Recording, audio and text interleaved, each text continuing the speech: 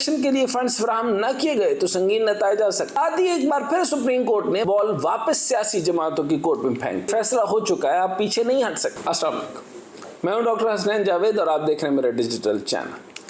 آج بڑا دن تھا، ایک تو یہ کہ الیکشن کے حوالے سے اسٹیٹ بینک کی طرف سے فنڈ جاری کرنے پر معذوری ظاہر کرنے پر سپریم کورٹ نے اپنا رد عمل دینا تھا۔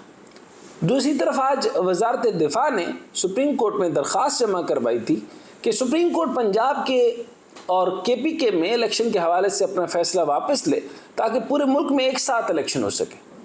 ایک تو سپریم کورٹ نے وزارت دفاع کے ملک میں ایک ساتھ الیکشن کروانے کی درخواست کو ناقابل سماعت قرار دے دیا اور ساتھ ہی وفاق کی حکومت سے فنڈز کی فراہمی سے متعلق دوبارہ جواب طلب کرتے ہوئے چیف جسٹس نے خبردار کیا کہ اگر الیکشن کے لیے فنڈز فراہم نہ کیے گئے تو سنگین نتائج آ سکتے ہیں۔ لیکن ساتھ ہی ایک بار پھر سپریم کورٹ نے بال واپس سیاسی جماعتوں کی کورٹ میں پھینک دی۔ اٹارنی جنرل نے عدالت کو بتایا تھا کہ مولانا فضل الرحمان کے علاوہ سب پارٹیاں ڈائیلاگ پر آمادہ ہیں اور کہا گیا کہ دونوں فریقین نے مذاکرات کے لیے کمیٹیاں تشکیل دے دی ہیں۔ عدالت کچھ مہلت دے تو معاملہ سلجھ سکتا ہے، جس پر چیف جسٹس نے کہا منجمد سیاسی نظام چلنا شروع ہو رہا ہے۔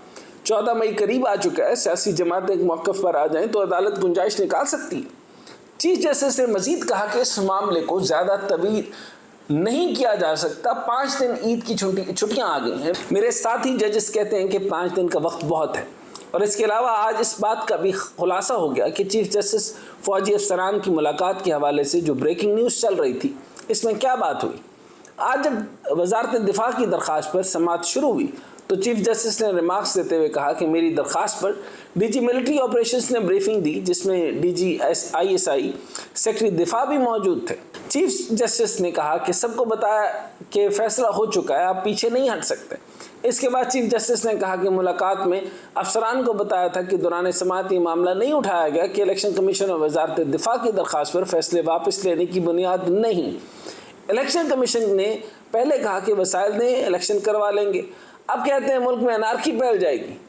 چیف جسٹس کا مزید کہنا تھا کہ الیکشن کمیشن پورا مقدمہ دوبارہ کھولنا چاہتا ہے۔ وزارت دفاع کی رپورٹس میں عجیب سی استدعا ہے اور سوال اٹھایا کہ وزارت دفاع ایک ساتھ الیکشن کروانے کی استدعا کر سکتی ہے۔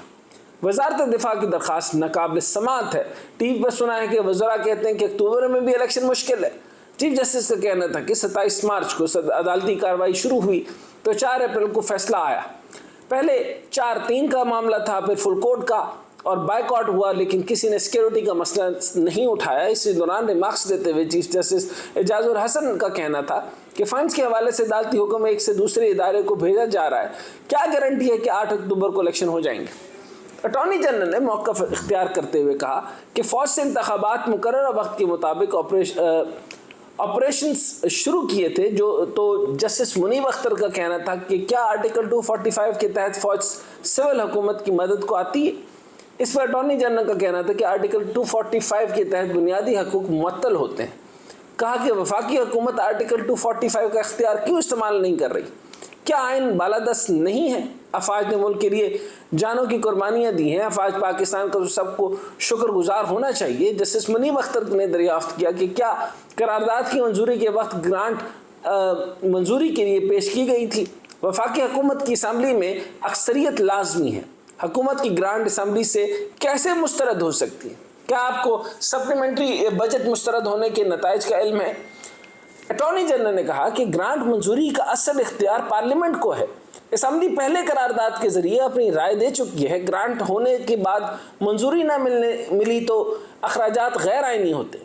جسٹس منیب اختر نے کہا کہ اگر حکومت سنجیدہ ہوتی تو کیا ضمنی گرانٹ منظور نہیں کروا سکتی تھی؟ وزیر اعظم کے پاس اسمبلی میں اکثریت ہونا لازمی ہے۔ اٹارنی جنرل صاحب سمجھنے کی کوشش کریں، معاملہ بہت سنجیدہ ہے۔ قومی اسمبلی کے تحلیل کے حوالے سے بھی جسٹس منیب اختر نے زبردست ریمارکس دیے۔ جسٹس منیب اختر نے ریمارکس دیے کہ گزشتہ سال ایک حکومت کا خاتمہ ہوا تھا، عدالت نوٹس نہ لیتی تو قومی اسمبلی تحلیل ہو چکی تھی۔ صوبائی اسمبلیوں کے ہوتے ہوئے قومی اسمبلیوں کے انتخابات بھی ہونے ہی تھے۔ آئین میں اسمبلی تحلیل ہونے پر الیکشن کا وقت مقرر ہے۔ برطانیہ میں ہر مشکل حالات میں انتخابات کو حوالہ دیتے ہوئے جسٹس اعجاز الحسن نے ریمارکس دیے کہ برطانیہ میں جنگ کے دوران بروقت انتخاب ہوئے تھے، بم دھماکوں کے دوران بھی برطانیہ میں انتخابات ہوتے تھے۔ عدالت کو کہاں اختیار ہے کہ الیکشن اگلے سال کروانے کا کہے۔ काजी फायजीसा ने सुमोटो पर नया सवाल खड़ा कर दिया।